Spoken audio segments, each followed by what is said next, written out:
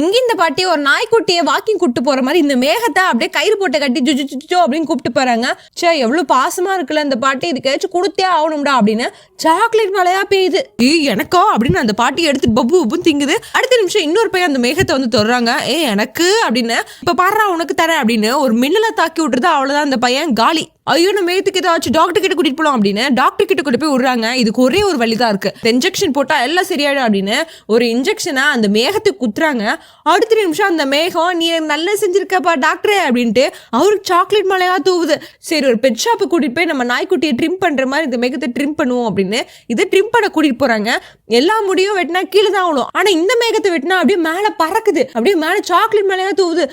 இன்னும் நிறைய வேறுடா அப்படின்னு அந்த ட்ரிம்மரை எடுத்து வெட்டுன்னு வெட்டி சாக்லேட் மலையா அப்படியே அள்ளி சாப்பிட்டு இருக்கு அந்த பயப்புல. உங்களுக்கு இந்த மாதிரி ஒரு மேகம் கிடைச்சி அதை வச்சு நீங்க எப்படியெல்லாம் யூஸ் பண்ணிருப்பீங்க அப்படின்னு ஒரு கமெண்ட் தட்டி விட்டு போங்க. மேலும் நெக்ஸ்ட் சந்திப்போம். Tata bye by.